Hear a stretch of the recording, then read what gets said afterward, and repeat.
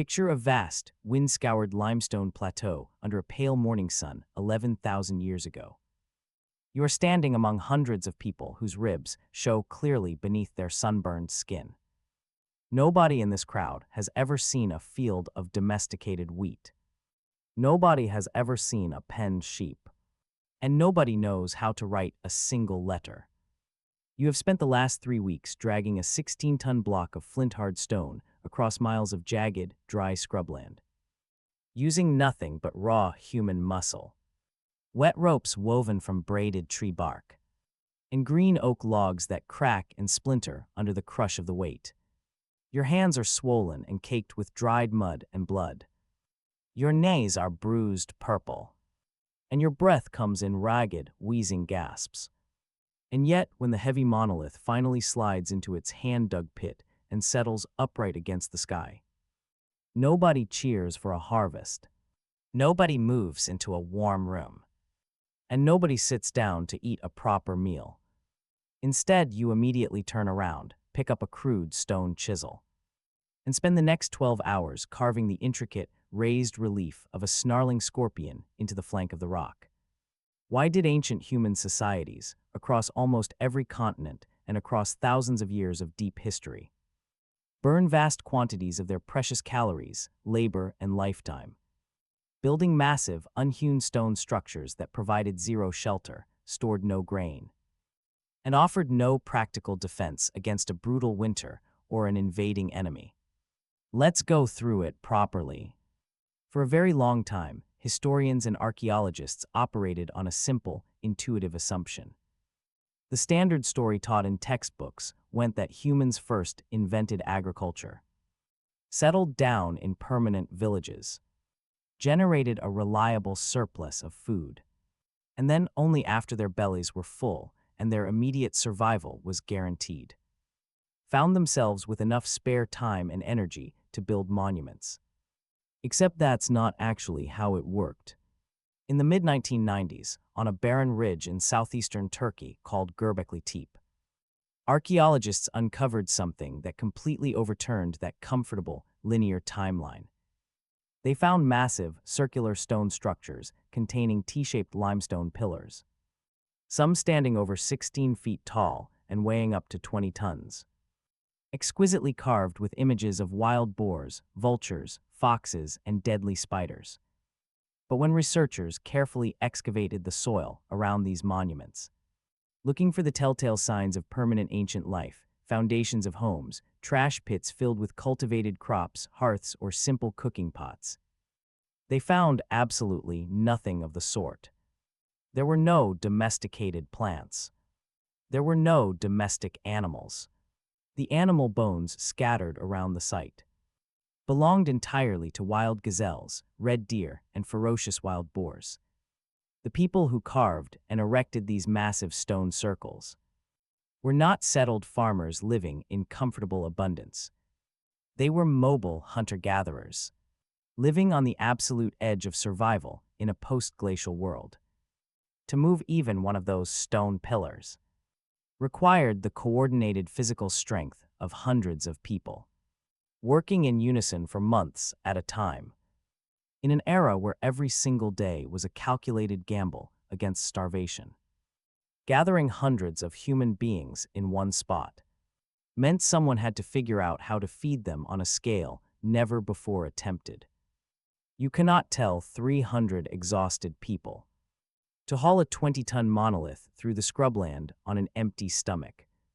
So to keep these massive labor crews fed while they carved religious icons into the stone, these hunter-gatherers were forced to collect massive quantities of wild einkorn wheat growing on the nearby hillsides, crushing it into primitive gruel, and brewing crude wild grasses into alcohol to sustain the effort.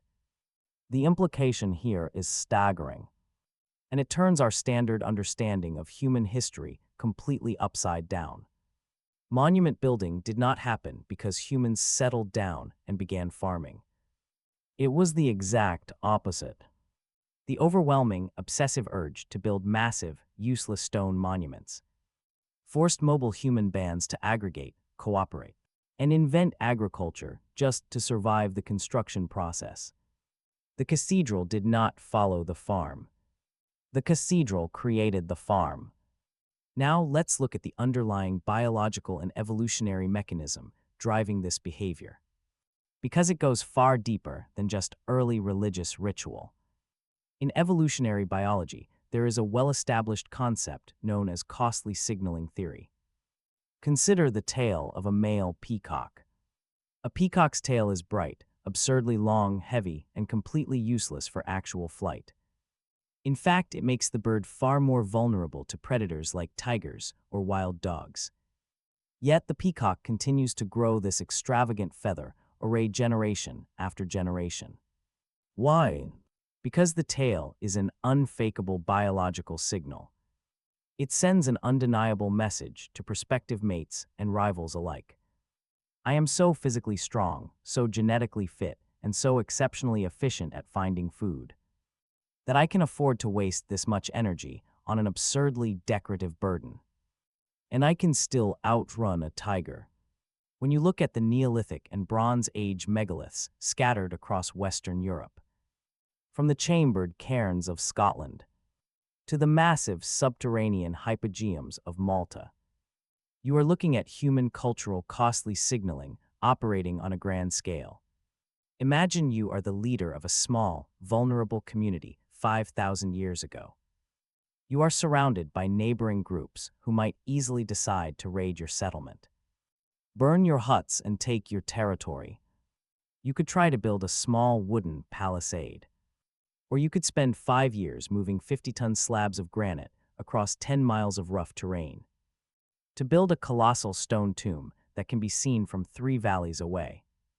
When a neighboring group walks over the crest of the hill and sees 300 of your people smoothly maneuvering a rock the size of a house into perfect alignment with the horizon, they do not see a spiritual monument. They see an unfakeable demonstration of raw organizational power, social discipline, and sheer labor surplus. They realize instantly that a community capable of organizing 300 people to move a mountain is a community that can assemble 300 disciplined warriors in an afternoon. The monument acts as a silent biological deterrent system. It communicates terrifying strength without requiring a single drop of blood to be spilled. It was never a waste of energy. It was a high-yield investment in collective security through sheer psychological dominance. Now let's talk about the internal social mechanics of these projects. Because deterrence against external enemies is only half the battle. Human groups have a natural, hard-coded upper limit to how many individuals can live together peacefully, without central authority, written laws, or institutional police. Anthropologists often point to a threshold where, once a group exceeds roughly 1 to 200 people, personal relationships break down, gossip loses its power to enforce good behavior, and small personal slights rapidly escalate into bloody internal feuds that tear the tribe apart. So how do you take thousands of strangers who have no long-standing blood ties or shared history and weld them into a stable, functioning society? You give them a massive, impossibly difficult, physically exhausting job that forces them to rely on one another every single day. Look at a site like Poverty Point in modern-day Louisiana. Around 3,400 years ago, long before the widespread adoption of agriculture in the region, indigenous hunter-gatherers moved nearly 750,000 cubic meters of earth, using nothing but hand-woven baskets and human muscle. They built a series of massive, concentric semicircular earthworks that covered hundreds of acres. To build something of that scale without draft animals, wheeled carts, or metal tools requires a precise, highly coordinated rhythm of labor. It requires people to dig together, carry together, eat together, and sleep in the same temporary camps night after night. When you spend 10 hours a day carrying 60-pound baskets of wet dirt alongside a person from 3 valleys over, that person stops being an outsider or a potential threat. They become a crewmate. The shared suffering, the rhythmic chanting used to synchronize heavy lifting, and the collective pride of seeing a massive artificial mountain rise out of the swamp creates a powerful psychological bond. What sociologists refer to as collective effervescence. The monument acts as an artificial social engine. It deliberately creates a state of shared crisis, a controlled burden that swallows up surplus human energy that would otherwise be spent on internal squabbling, political factionalism, and civil violence. In a very real sense, ancient leaders kept their fragile early societies from collapsing into chaotic civil war by giving everyone a gigantic rock to push up a hill. Now here's something that almost nobody talks about when we look at these ancient stone structures. We tend to admire these sites today as heroic monuments to human ingenuity and communal unity, frozen in time for tourist photos and documentary crews. But if you dig into the strategic and economic reality of these projects over multiple generations, a much darker, far more fragile pattern begins to emerge. Because while monumental construction can build a civilization, it can also act as a biological parasite that eventually devours the very society that created it. Let's talk about the Old Kingdom of Egypt during the 4th dynasty, the era that produced the Great Pyramids of Giza. Popular culture often imagines pharaohs as tyrannical despots whipping hundreds of thousands of miserable slaves to build their tombs. But modern archaeological excavations at the workers' villages in Giza have proven that this traditional narrative is almost entirely wrong. The pyramid builders were not slaves. They were well-fed, highly skilled free laborers who were paid in high-quality meat, bread, and beer, drawn directly from state granaries. During the annual Nile flood, when the fields were completely submerged and no farming could take place, tens of thousands of farmers were mobilized by the royal administration to work on the stone blocks. For a time, this system was an absolute masterclass in economic organization. It centralized tax collection, incentivized the development of advanced administrative record-keeping, and established a nationwide logistics network that tied distant rural provinces directly to the royal capital. But over the course of 2 centuries, the monumental system developed a fatal, self-reinforcing addiction. Each successive pharaoh felt compelled to outdo his predecessor, or at least maintain the terrifying spectacle of royal divine power. The scale of state expenditure on non-productive, non-extractive stone architecture grew exponentially. By the 5th and 6th dynasties, a massive portion of the nation's agricultural wealth, tax revenue, and labor capacity was permanently tied up in maintaining the perpetual religious cults attached to these dead rulers' tombs. Royal estates were given sweeping tax exemptions to fund eternal daily offerings of bread, meat, and beer to deceased kings. The economic machinery of the state was gradually drained of its flexibility, when a sudden multi-decade shift in the global climate caused the Nile floods to fail around 2200 BCE, bringing devastating droughts and widespread starvation across the region. The centralized Egyptian state had zero economic buffer left. The treasury was empty. The productive land was tied up in religious endowments, and the central government could no longer distribute grain to save its people. The local provincial governors realized that the central power in Memphis was a hollow shell, broke away, and the Old Kingdom collapsed into a brutal century of civil war, famine, and chaos known as the First Intermediate Period. The very monumental machinery that had forged Egypt into the world's first territorial superstate had stripped it of its ability to adapt to a changing environment. The monument had transitioned from an engine of social integration into a systemic trap. Now let me bring in another crucial spoke in this wheel. Because there is an entirely different, highly practical dimension to these stone structures that we are only now beginning to fully appreciate through modern archaeoastronomy and cognitive anthropology. Before the invention of writing, human knowledge was extraordinarily fragile. If a society experienced a catastrophic environmental event that occurred only once every 3 or 4 generations, such as a devastating 100-year drought, a massive coastal tsunami, or a subtle long-term shift in seasonal weather patterns, How could they pass that life-saving information down to great-grandchildren who hadn't been born yet? Human memory degrades quickly over time. Oral stories get distorted, simplified, turned into vague myths, or forgotten entirely within a century.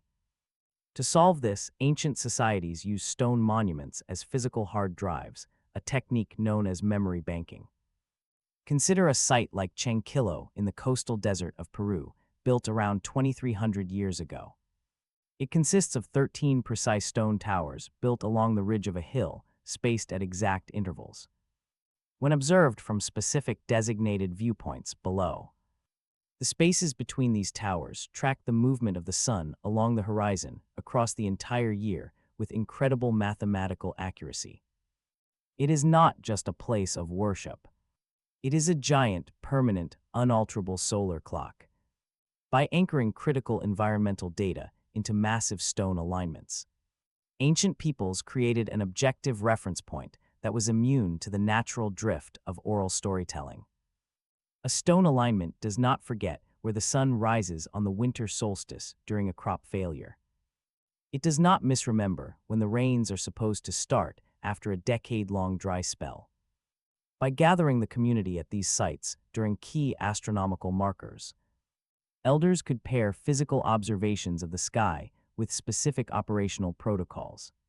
When to plant, when to harvest, when to move herds to higher ground, or when to ration water reserves. The massive stone monument was not an escape from reality or a meaningless religious obsession. It was an external memory architecture designed to keep a pre-literate society grounded in ecological reality across deep time, ensuring that critical survival intelligence survived the death of the individuals who discovered it. Now, and this is essential, so I'm going to slow all the way down here, because it is very easy to look at all these fascinating mechanisms. Costly signaling, social integration, economic centralized planning, astronomical memory banking, and try to reduce the entire mystery of human monument building to a single, elegant key. We love clear, tidy explanations that reduce complex ancient human behavior to modern concepts like economic efficiency or evolutionary game theory.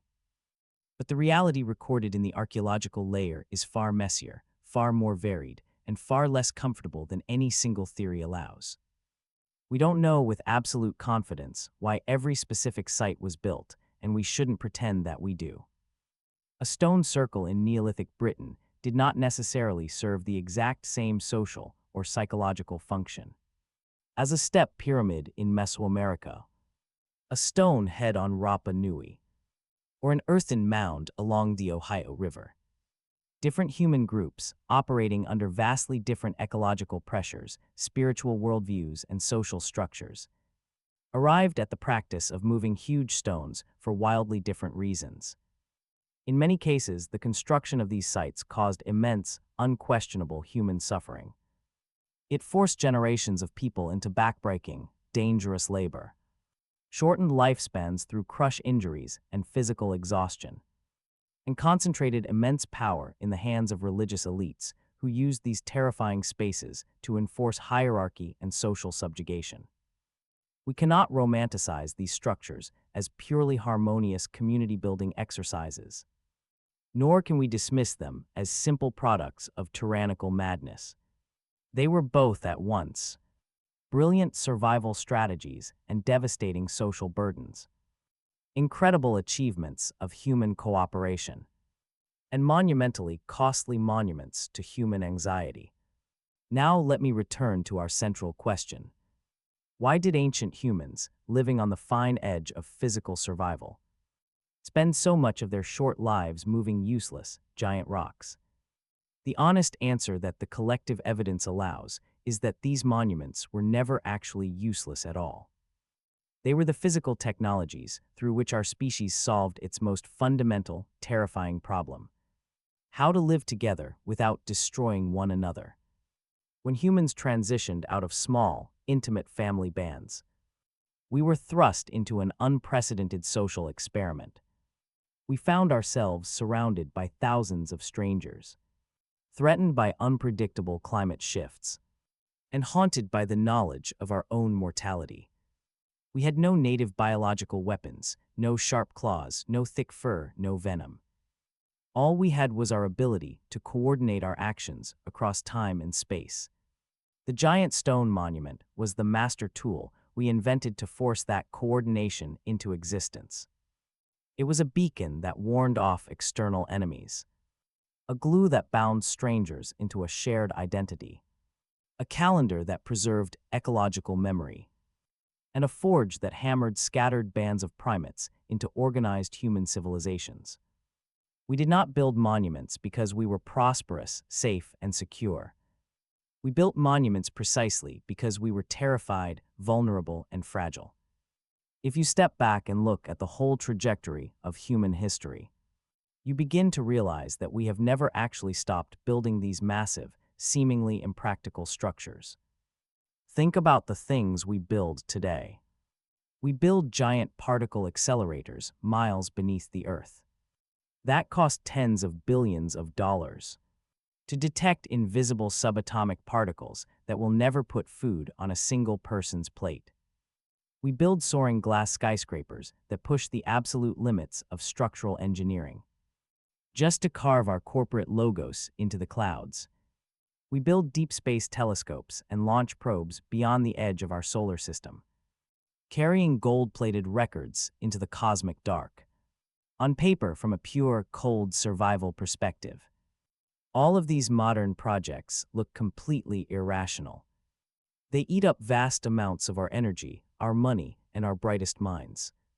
But just like the hunter-gatherers hauling limestone pillars at Göbekli Tepe 11,000 years ago, we are still driven by the exact same deep human impulse. We are still trying to signal our presence to a quiet universe. We are still using impossible physical challenges to bind millions of disparate, argumentative individuals into a single, cohesive human project. And we are still desperately trying to leave something behind that outlasts our own brief, fragile lives, a physical mark carved into the stone of the universe. That says we were here, we labored together, and we mattered. The stones were never meant to hold up the sky. They were built to hold us together. And long after the reasons are forgotten, the weight remains.